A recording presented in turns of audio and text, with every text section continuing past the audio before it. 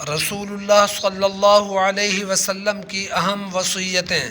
بسم اللہ الرحمن الرحیم۔ ازل تا ابد روشنی کے سامعین و ناظرین، السلام علیکم ورحمۃ اللہ۔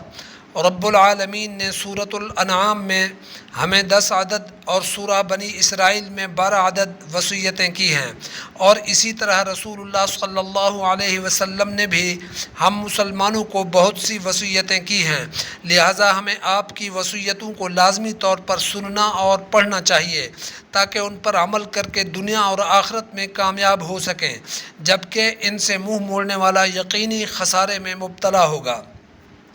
فرمان الہی ہے، وَمَا آتَاكُمُ الرَّسُولُ فَخُذُوهُ وَمَا نَهَاكُمْ عَنْهُ فَانْتَهُوا۔ سورہ الحشر آیت 7۔ اور ہمارا رسول جو کچھ تمہیں دے وہ لے لو، اور جس چیز سے روکے رک جاؤ۔ چلیں اپنے پیارے نبی صلی اللہ علیہ وسلم سے وصیتوں کا تحفہ وصول کریں۔ وصیت نمبر 1، لا الہ الا اللہ کی فضیلت۔ حضرت ابو ہریرہ سے روایت ہے کہ میں نے رسول اللہ صلی اللہ علیہ وسلم سے پوچھا کہ قیامت میں آپ کی شفاعت کا شرف کس خوش نصیب کو ملے گا؟ آپ صلی اللہ علیہ وسلم نے فرمایا، ابو ہریرہ، آپ کی حرص حدیث کے پیش نظر میرا یہی خیال تھا کہ مجھ سے آپ کے بغیر کوئی اور یہ سوال نہیں پوچھے گا۔ قیامت میں میری شفاعت لوگوں میں سے اس سعادت مند کو ملے گی جس نے اپنے دل سے لا الہ الا اللہ پڑھا ہوگا۔ بخاری شریف۔ حضرت عبادہ بن الصامت کا بیان ہے کہ آپ صلی اللہ علیہ وسلم نے فرمایا کہ جس شخص نے اس بات کی گواہی دی کہ اللہ کے بغیر کوئی عبادت کے لائق نہیں، وہ اکیلا ہے، اس کا کوئی شریک نہیں، اور یہ کہ حضرت محمد صلی اللہ علیہ وسلم اللہ کے بندے اور اس کے رسول ہیں، اور حضرت عیسیٰ اللہ کے بندے اور اس کے رسول ہیں اور اس کا کلمہ ہیں، جنہیں اس نے مریم کی طرف القاء کیا اور اس کی طرف سے روح ہیں، جنت حق ہے اور دوزخ حق ہے، اس کے جیسے بھی عمل ہوں اللہ اسے جنت میں داخل کرے گا۔ بخاری، مسلم، ترمذی۔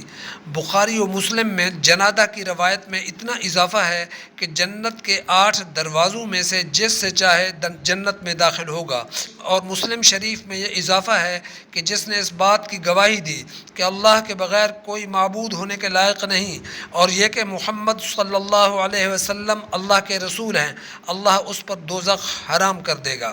وصیت نمبر 2، توحید کے بارے میں عام وصیت۔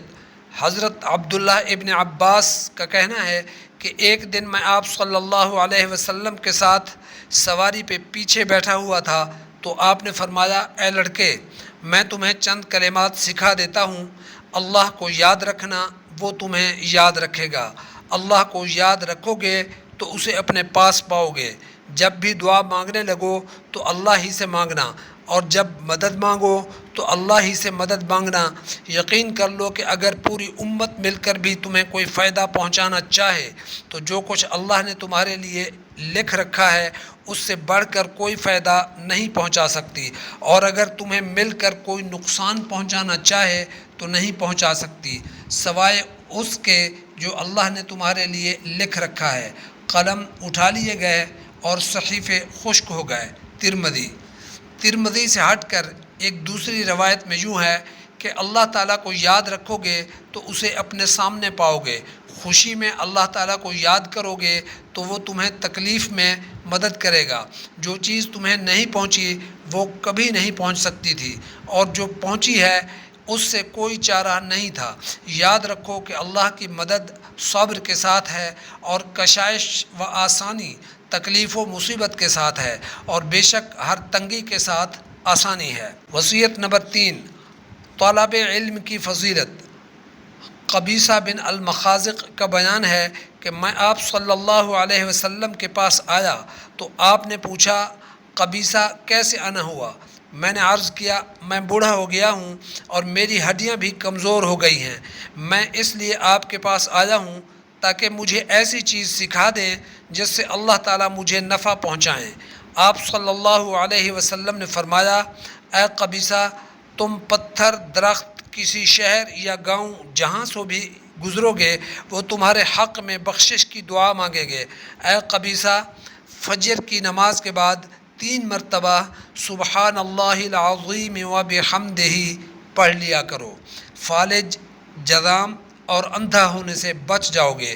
اور اے قبیصہ، یوں پڑھ لیا کرو، اللہم انی اسألک عما عندک وافیض علی من فضلک وانشر علی من رحمتک وانزل علی من برکاتک۔ اے اللہ، جو آپ کے پاس ہے مجھے عطا فرما دیجئے، مجھ پر اپنا فضل فرما دیجئے، مجھے اپنی رحمت میں لے لیجئے اور مجھ پر اپنی برکتیں نازل فرمائیے۔ احمد۔ حضرت ابو الدرداء رضی اللہ عنہ کی روایت کردہ حدیث میں انہوں نے آپ صلی اللہ علیہ وسلم کو یوں فرماتے ہوئے سنا، جو طالب علم کی راہ میں چلا اللہ اس کے لیے جنت کا راستہ آسان فرما دیں گے۔ طالب علم جو کچھ کرتا ہے اس کی رضا کی خاطر فرشتے اپنے پر اس کے لیے بچھاتے ہیں۔ طالب علم کے لیے آسمان و زمین کے ہر چیز، یہاں تک کہ پانی کی مچھلیاں بھی مغفرت و بخشش کی دعا کرتی ہیں۔ عالم کی عابد پر ایسی ہی فضیلت ہے جیسے چاند کی تمام ستاروں پر۔ بے شک علماء انبیاء کے وارث ہیں۔ انبیاء دینار و درہم وراثت میں نہیں چھوڑتے، بلکہ ان کی میراث علم ہے۔ جسے اس میں سے کچھ مل گیا اسے بہت کچھ مل گیا۔ ابو داؤد، ترمذی، ابن ماجہ۔ حضرت صفوان بن عسال المرادی رضی اللہ عنہ کا بیان ہے کہ میں نبی اکرم صلی اللہ علیہ وسلم کی خدمت میں حاضر ہوا اور اس وقت آپ مسجد میں تکیہ لگائے ہوئے تھے اور سرخ چادر لیے ہوئے تھے۔ میں نے عرض کیا، یا رسول اللہ، میں طالب علم کے لیے حاضر ہوا ہوں۔ آپ نے فرمایا، میں طالب علم کو خوش آمدید کہتا ہوں۔ طالب علم کو فرشتے اپنے پروں سے ڈھانپ لیتے ہیں، پھر وہ ایک دوسرے پر سوار ہو کر علم سے اپنی محبت کے باعث آسمان دنیا تک جا پہنچتے ہیں۔ احمد۔